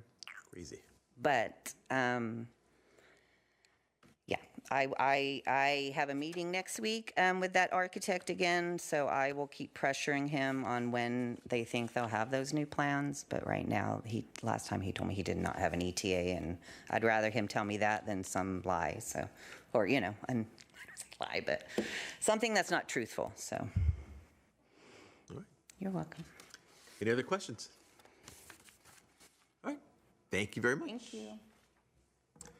All right, next item is the community schools report, and we are not going to have the report tonight. Ms. Wheeler is not available to be here this evening. And next up is the superintendent's report. Dr. Bala. Well, as you saw from Ms. Monday's report, our facilities crew is our entire MOT department, IS and fiscal, all of that side of the house is working incredibly hard to get things improved for our students before they come back. So while our teaching staff is enjoying a much deserved vacation, this is when all of the other side of the house really kicks into high gear. So our custodial staff, our grounds crew, they are working on making sure that our campuses are as beautiful and appropriate for our students as possible, while they can do the big ticket work and not disturb students in their education. Our IS department is working on also upgrades and making sure that all of our sites have what they need for a strong start to the school year and that we have the appropriate technology. So when you do see those individuals, many people will ask, oh, how's your summer going? They're exhausted because this is their busiest time of year and they're working incredibly hard. So a shout out to Ms. Monday, Mr. Ruiz, to Mr. Gomes, to Mr. Taylor is also working on, he's already working on busing schedules for all of our buses. You may not see the buses driving around, but our drivers are busy waxing the buses and doing required maintenance. You may not know, but a school bus must be a vibrant yellow in order for the CHP to sign off every year, and they check just how yellow our yellow school buses are. So this is one of those items that happens during the summer.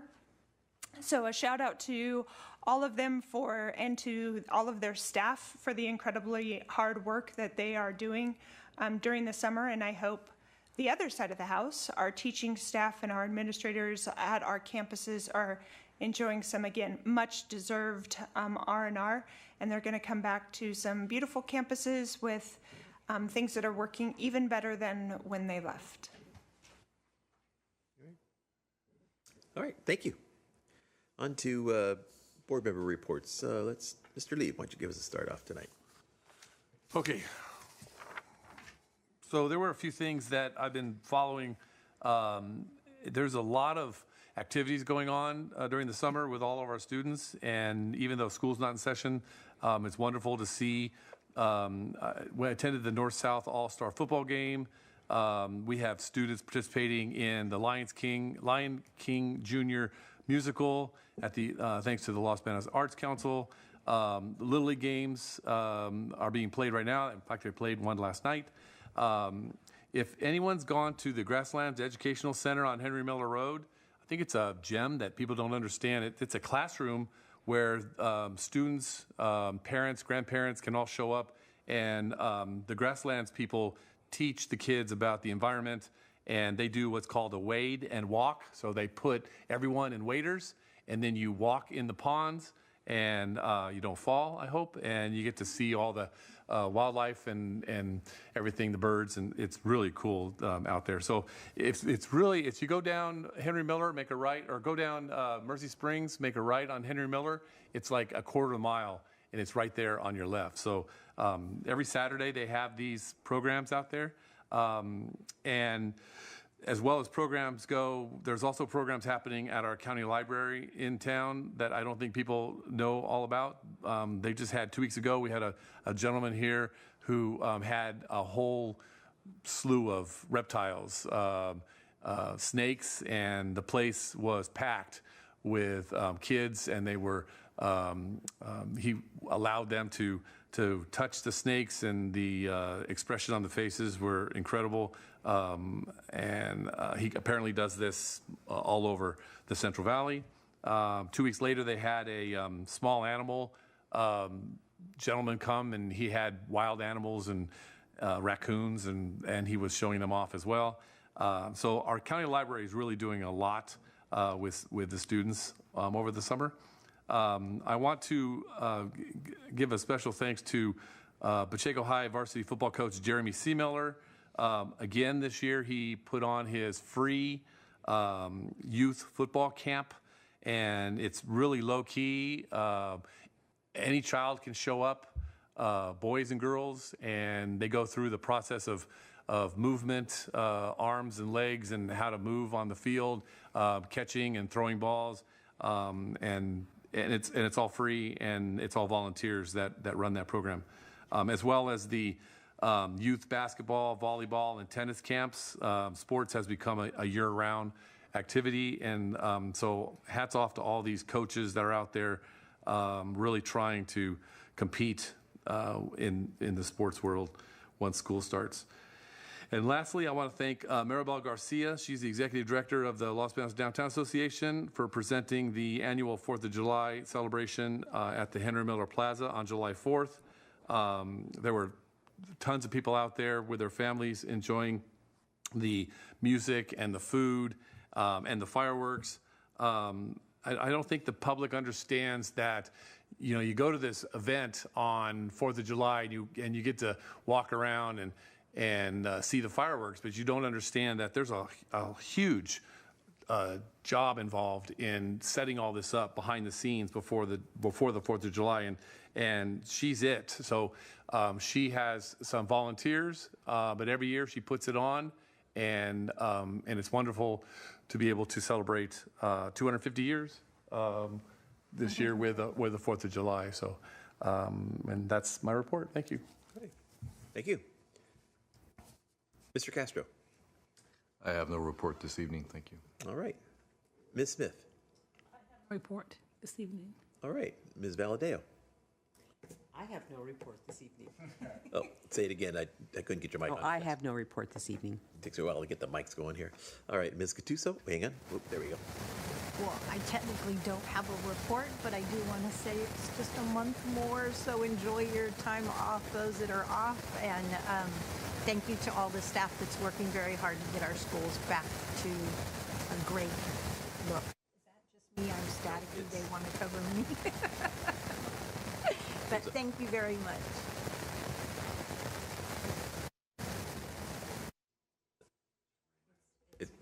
It's your mic. Yeah, okay.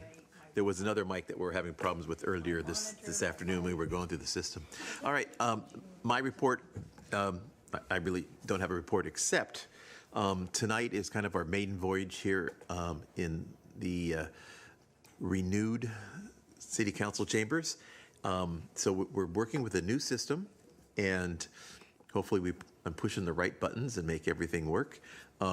We had a late start this afternoon at 5:30 when we were supposed to start because something wasn't working in the back there, and so they finally got that fixed like 7-8 minutes late, but that's okay.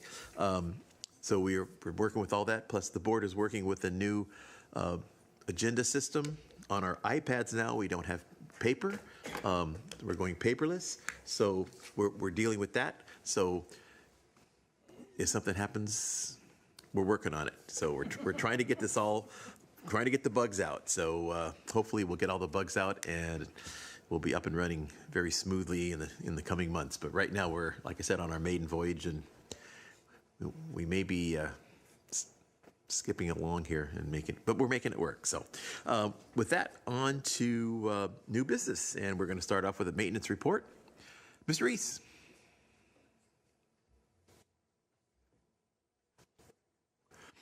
This is an informational item only. It's we will not be voting on anything. It's just what's happening. Okay. Good evening, esteemed members of the board. So today's maintenance report for summer projects we got going on.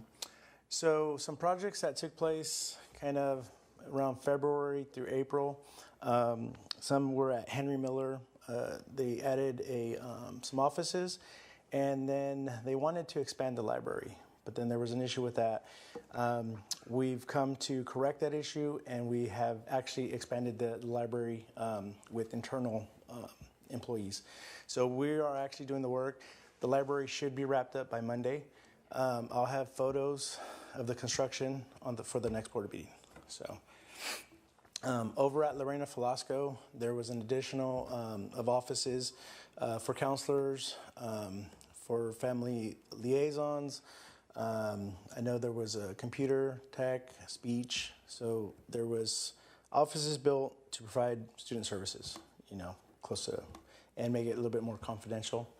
So with the offices. Same was for Miano, addition of 2 offices plus a little conference room where I spoke to the principal. They use that for testing purposes, and then they have an office for their counselor and counselors. Over at the district office, you may have seen 4 offices that were additionally built as well for HR and other personnel to keep everything confidential when having conversations. Over at the maintenance department, we actually built an office for the mechanics. So transportation now has dispatching, solely dispatching office, and then a maintenance, their mechanics office. So at Henry Miller, Lorena Velasco, Miano, where were those offices placed? There was portables that I guess weren't being used, is what I found out, and so they kind of took over those portables and put those offices there. Oh, at each of the sites, or? Yes. Oh, okay. Ms. Cattuso? I think it's my mic. I think some of those offices, though, at Lorena Velasco are in the main Yes, area as yes, well, sorry. right? So at Lorena Velasco, it's kind of like off the main building, and then the other offices are in the 4 portables at Lorena Velasco. Correct. Yes. And just before you go on, Garth, you know that now we know that mic has got a problem. You want to tell John? Okay. Another bug that we have in the new system. So It's not going to stop me from talking. Nothing stops you from talking. Yeah. So now these are some photos. This is Henry Miller. So again, this is where they wanted to expand the library. So the wall with the windows, they were going to remove it, and then they thought it was a load-bearing wall. So Sherry Monday actually had an architect come out. They determined it wasn't a load-bearing wall. So we got the details, and then that's when our in-house employees started doing the work. So when school starts, you'll be able to fit a whole classroom inside that library. Nice. These are some of the offices at Lorena Velasco. So these are the ones that are actually attached to the admin building. Yeah, and then these offices are Lorena Velasco, but these are in the portables. And then this is Miano. When I took the pictures, they still had some tack board, but where that tack board is at the bottom right, that's the area that they use for hearing tests and kind of meet with parents. And then this is the district office. Okay, and apologize, there's a slide missing. I thought it was on there, but it's not. So what we are kind of doing over the summer, many probably has seen, they drove by San Luis and saw a green tent over the office and library. There was termites, so we had to fumigate. And that was the only time, we coordinated with the principal, and that was the time we had to fumigate. So we took care of that. No more termites at San Luis. We had new flooring also installed at San Luis in some of the portables, a new carpet and new LVT flooring. Over at the Volta, we added some restrooms. In the restrooms, we added windows in the staff restrooms to help with ventilation and keep it kind of cooler. And then at LBE, this is the front parking lot. It was in dire need of replacement. So I have the after photos. Unfortunately, when I uploaded, it wasn't ready. So this is just kind of during the construction. So I will have photos next month. And then over at Henry Miller, we had the C-Wing portables. We had the siding that was just kind of lifted and the trim was just horrible. So we went through, I had two maintenance technicians replace everything. So this is what it looks like now. And then this is over at Mercy Springs Elementary inside the preschool. So here the principal called me right over the summer. So there was a really high lip. So students were tripping in the transition between the classroom carpet into the restroom. So we had a vendor come in and remove one of the sublayers and then new flooring. So took care of the trip hazard there. This is Westside Elementary. We had a work order to remove cabinets. Coming to find out there was a little bit more work behind the cabinets. The project is 85% complete. What we did to address the concrete is we kind of built a little bench so students can kind of sit there. So we'll have updated pictures next board meeting. Where is this? This is at Westside in the preschool classroom at Westside. Oh, the old choir room, Yes. Yes. the old high school choir room. Yes. Because there were actual cement risers in that building when it was built. Yes. Yes. We weren't aware until we actually removed that, though. So. Yeah, because I taught in the band room next door. Out of those risers? They took the risers out. They did. Oh. They took the risers out when they made it into a classroom, but they didn't take out the band room risers, which is good because I like the band room risers. And some other projects that we just have throughout the district to complete before school starts is we have a lot of carpets going into different sites district-wide. For the playgrounds, we have a new softball material, so students, can come back and their playgrounds are ready. And then we just have regular maintenance projects going on, and the biggest one also is our HVAC. So at Westside and Henry Miller, they're receiving new HVAC equipment. So this project started right at the tail end of when school was released. Project will be done before school starts though. So I'll have some photos of the equipment being craned onto the admin buildings, gyms, and then some of the board units being replaced. Ms. Veldale? For one, I appreciate this report. I love seeing what's happening because I wasn't aware of all these things going on. It's nice to see that we're updating our things. Remind me again, what's the limit before we have to approve something? I was just looking at LB's, new, and I remember the back costing so much money. Well, actually, the front must not cost that much money. So LBE was $74,000, and that one was actually brought last year. So it was an issue with scheduling with the contractor. Oh. So, but they honored the contract price. So. Yes, that was supposed to be done. What is the limit for us the board having to approve? I forgot. 75? Is it 75? Is it 50? 50? Or 50? It's 50,000. Yes. All right. Okay, that's all. Thank you. Oh, Mr. Lee? Any questions? Mr. Lee? The HVAC units you said were replaced at 2 schools? Yes, so we're replacing them at Westside and Henry Miller. And were they done or were they still working? No, they're working. They're just old. So we just trying to be proactive with our deferred maintenance, so that way we don't have any issues during school. Do we have others that are needing the same replacement? Yes, district-wide. Great. Okay. Thank you. Thank you very much. All right, thank you. Great report. Appreciate it. Thank you. All right, on to item B, Secretary of the Board. So the Secretary of the Board by Ed Code is the superintendent, but it isn't automatic. We actually have to elect that person to that position. So with that, we need to have a a motion to nominate superintendent as Secretary of the Board. Go for it. I would like to nominate our superintendent, Dr. Vala, as our secretary to the board. All right, we got a motion by Ms. Gattuso and seconded by Mr. Lieb to elect our superintendent, Dr. Brivala, to the position of Secretary of the Board. Any comments or questions? All those in favor? Aye. Aye. Opposed? It is carried, and we have a Secretary of the Board. All right. Congratulations.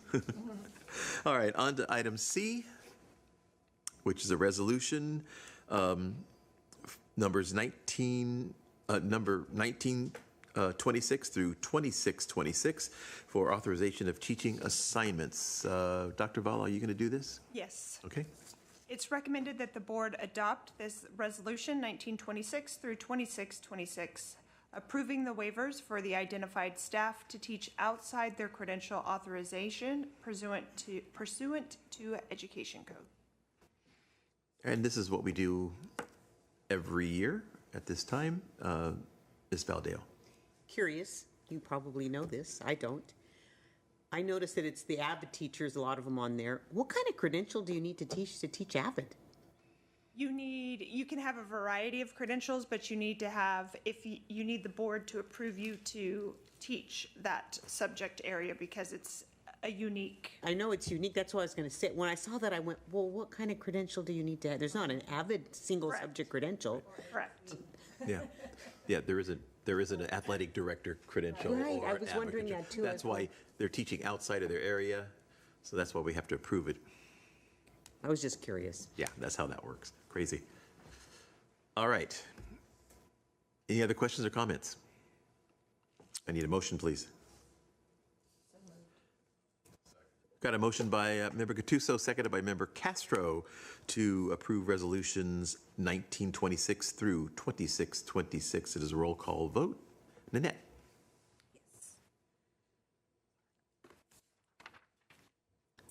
Mr. Castro? Mrs. Gattuso? Mr. Lieb? Yes. Dr. Moran? Ms. Smith? Ms. Valadeo? Yes. And Mr. Pereira? Yes. All right, thank you. On to item numbers D. I'm sorry, I was trying to keep up here. Was the resolution 18-26, support of applications for eligibility, determination, and funding. Ms. Monday, good evening again. Good evening. It is recommended that the board hold a public hearing and approve resolution number 18-26, support of applications for eligibility, determination, and funding. We are going to be submitting applications for state funding for the Grasslands Elementary School new special education building and site work project, the Los Banos High School fire alarm project upgrade that's already been completed, the Los Banos High School interim housing project. So we're going to submit application to get 60% back on the be 50% for the new construction, 60% on anything else. These are all new, so it would all be 50%. All right, with that, we will open the public hearing at 7:53. Is there anybody who wishes to speak to this item? All right, seeing no one come forward, we will close the public hearing at 7:53. Any questions or comments from the board? Being none, I need a motion, please. Second. We got a motion by Member Castro, seconded by Member Valadeo to approve resolution 18-26, support of applications for eligibility, determination, and funding. It is a roll call vote. Please, Nanette. Mr. Castro? Mrs. Gattuso? Yes. Mr. Lieb? Yes. Dr. Moran? Ms. Smith? Yes. Ms. Valadeo? Yes. And Mr. Pereira? Yes. All right, thank you. Annette, on to item E, Los Banos High School Modernization, Category 13 Change Order Request. Ms. Monday. So we have, there's 4 change orders that we're going to go through, but at first I'd like to summarize some information about the change orders and why we're having to bring these. Excuse me, I'm just going to read this because I think this is all the information that you guys need to have. So the change orders that will be brought forth is for unforeseen existing conditions encountered during our early demolition and construction phase of the project. While our demo activities are intended to expose actual existing conditions, modernization projects of this nature also provide the opportunity to accurately assess the extent of the severity of concealed hazardous materials, deterioration of existing building components, abandoned utilities, and undocumented structural and site conditions that could not reasonably have been identified during the design, development, and pre-construction phases. To date, the work required to address the conditions discovered has included expanded demolition and asbestos abatement, removal of abandoned piping, ductwork, utilities, replacement of deteriorated structural and building components, modifications to underground storm drainage systems, removal and replacement of expansive and corrosive soils beneath, paving improvements, and additional structural framing and reinforcement necessary to accommodate field conditions. Each of these requested changes have been thoroughly reviewed through the project's established review processes and are necessary to maintain construction progress, ensure compliance with applicable building, environmental, and safety requirements, and facilitate completion of the project in accordance with approved construction documents. We have CPM, who is our construction management firm, on the project. They have negotiated these change orders down as much as they can. They have reviewed them, went back numerous times with the contractors. I have that documentation where it shows each time they went back to the contractor. And CPM's fee for their service is $600,000. They saved us that in 3 change orders and during just these 4 I'm bringing to you. So they're definitely paying for themselves and helping negotiate these change orders for us. They're helping us figure out what has to be done, right? We would like to do everything. We can't do everything. We don't have the money to do everything. So they're able to, like the pictures I showed you, they're able to decipher what we really need to do to make it safe, a feasible place for kids to go to school. So they've done a thorough review of these change orders. So we are recommending that these be approved. So I'll start reading them off now. I'm sorry, President Prayer, do you want to read like how you normally read the first part of it, or do you want me to go? So Los Banos High School Modernization Category 13 change order request. Yes, it is recommended that the Board of Trustees approve change order request RCO 13-02 for BDM Incorporated for the Los Banos High School Modernization Project. I just have one request. One question. Yes. And this actually pertains to some of the upcoming change orders. I see that this is for Building H, and I noticed a couple other ones are for Building H. Are we going to expect this for the other buildings that we're going to be? Yes, so during the facility subcommittee meeting, we reviewed, let's see if I have that with me. We reviewed what is to expect to become. So this is H wing. Mm-hmm. We expect one for J. We expect one for K around that same amount. So the electrical, yes. We'll be seeing something similar to this. You will be seeing in the something future. similar, yes, after it goes through the facility subcommittee. All righty. With that, any other questions on item E?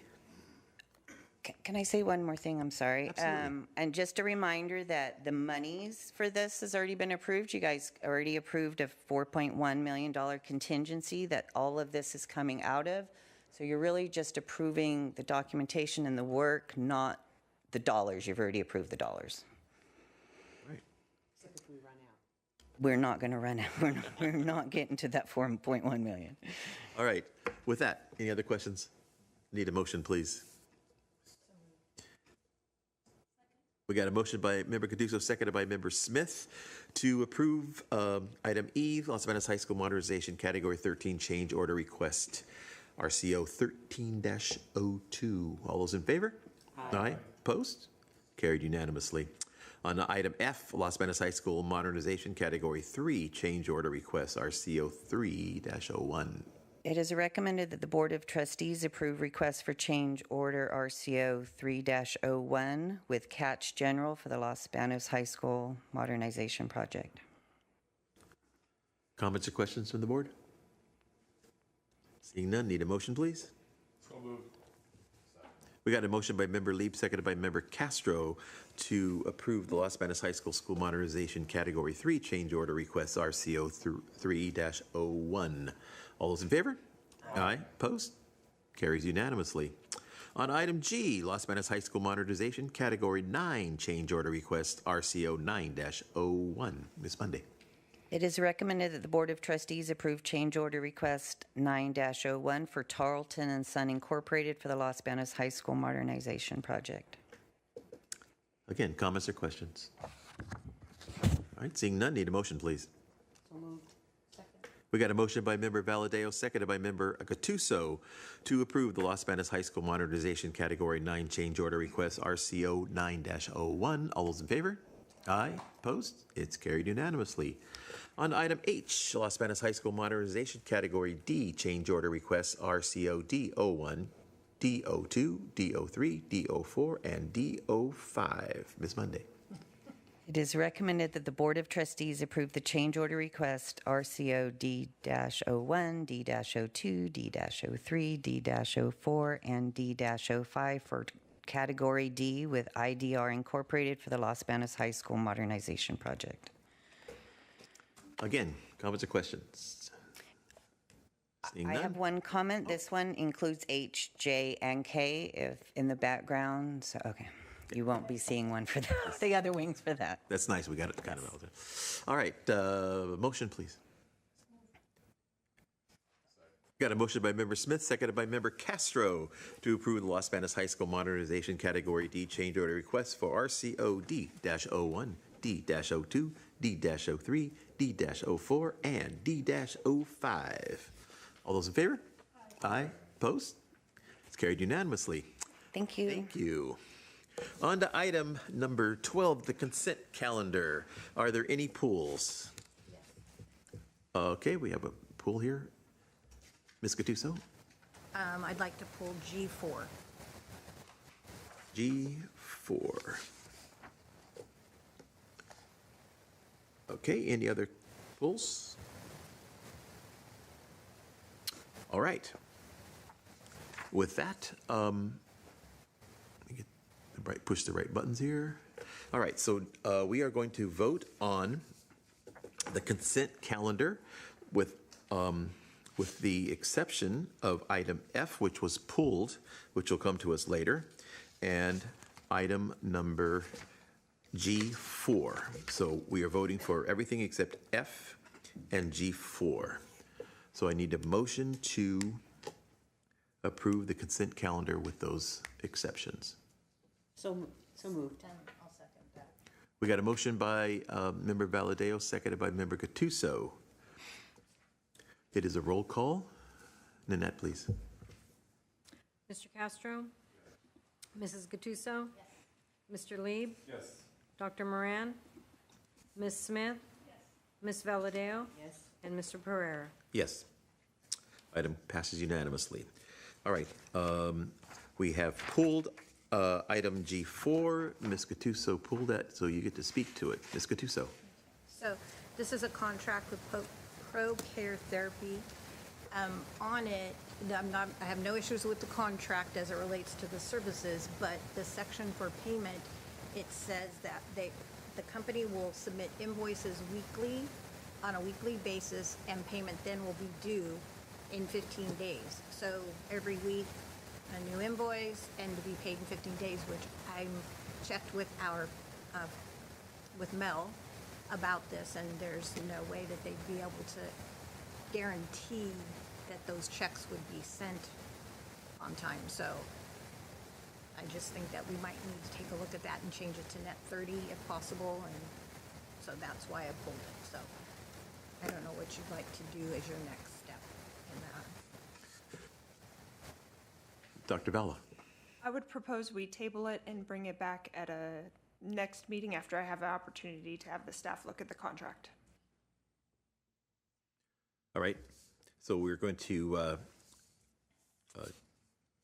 on item G4, we are going to refer that to a future board meeting and for action at a later time. So we are done with the consent calendar. Next is reporting out of closed session. So for closed session, item A, conference with legal counsel, property damage recovery claim settlement action. The board approved claim settlement number 660279. Motion by Valadeo, seconded by Castro. There were 6 yeses, no nos, 1 absence, which was Moran. On closed session, item B, public employee discipline dismissal, release, reassignment. There was no action taken on that item. Next up is discussion information and future agenda items. Anybody have anything? Don't everybody speak at once? All right. Doesn't sound like anybody has anything. With that, next item on the agenda is closed session. We finished everything we needed to do, so we are not going into closed session. So after that comes adjournment, and it is 8:06. Thank you all, and we are out of here. Everybody have a good rest of the time in the summer. Good night, everybody.